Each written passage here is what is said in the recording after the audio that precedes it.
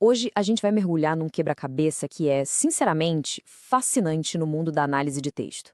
A questão é a seguinte: como é que a gente pega uma ferramenta que foi toda pensada e construída para um único idioma, o inglês, e usa ela para conseguir decifrar psicologia por trás de textos escritos em dezenas de outras línguas? Essa é a grande pergunta, né? Parece uma coisa que não faz sentido. Como é que uma chave que, em tese, só abre uma única fechadura, de repente começa a funcionar em portas do mundo inteiro? É exatamente esse mistério que a gente vai desvendar agora. Bom, vamos começar por aqui. A ferramenta que está no centro de tudo isso se chama LIWC. Pensa nela como se fosse um contador de palavras, só que super inteligente. Ele não só conta, ele categoriza cada palavra, mapeando a linguagem para revelar padrões psicológicos. Por exemplo, ele consegue dizer qual a porcentagem de palavras num texto que tem a ver com tristeza, ou com foco no futuro, ou até com processos cognitivos. Para conseguir aplicar essa ferramenta tão poderosa em outros idiomas, os pesquisadores se viram numa verdadeira encruzilhada. Basicamente, existiam dois caminhos possíveis. Vamos dar uma olhada em cada um deles.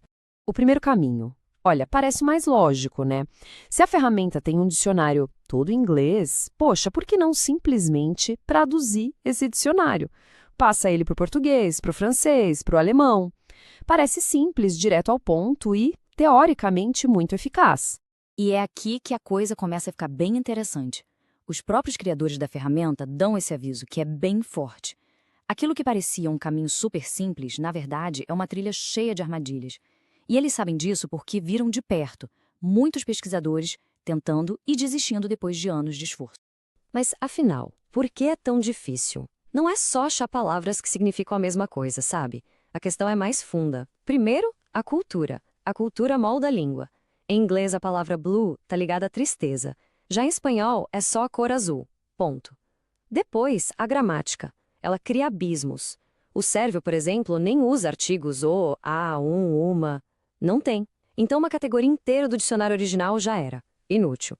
E mesmo quando a tradução é feita, ainda assim aparecem erros, como aconteceu com o dicionário para português do Brasil, que no começo classificou dezenas de pronomes de um jeito errado. O ponto principal aqui é o seguinte: o custo de tempo e o esforço humano para acertar tudo isso é simplesmente gigantesco. Ok, se o primeiro caminho é essa trilha cheia de armadilhas, qual seria a alternativa? Vamos então para a segunda abordagem e ver como ela resolve o problema de um jeito brilhante e bem inesperado. A solução que eles recomendam é surpreendentemente simples, é elegante. Em vez de passar anos traduzindo o dicionário, o processo todo leva minutos. Funciona assim, ó. Primeiro, a gente pega o texto original. Segundo, usa um serviço de tradução automática para passar ele todo para o inglês. E terceiro, a gente simplesmente analisa esse texto traduzido com a versão original do LWC. Ele vai comparar cada palavra com seu dicionário gigante em inglês e contar tudo. É isso, simples assim. Mas aí fica aquela pergunta, né? Tá, mas isso é confiável? Como é que uma tradução de máquina, que a gente sabe que não é perfeita, pode gerar resultados científicos que são válidos? A resposta para isso está na própria natureza do que o LWC realmente mede. E essa comparação aqui deixa tudo muito claro. Traduzir o dicionário leva mais de um ano e precisa de especialistas. Já traduzir o texto leva minutos e qualquer um pode fazer.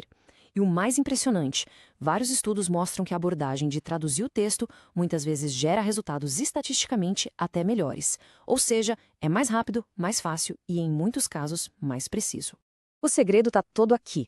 A análise do LWC se baseia muito em palavras de função, coisas como pronomes, artigos, preposições, e em palavras de emoção bem comuns. E acontece que essas são exatamente as classes de palavras que as ferramentas de tradução automática conseguem traduzir com uma confiabilidade e uma estabilidade altíssimas. O foco não é em nuances literárias complexas, mas sim nesses blocos de construção da língua que são muito consistentes entre os idiomas. No final, o resultado sai em porcentagens, o que permite comparações justas entre textos de tamanhos diferentes. Então, o ponto crucial é este: não é só um atalho conveniente. É uma abordagem que foi cientificamente validada.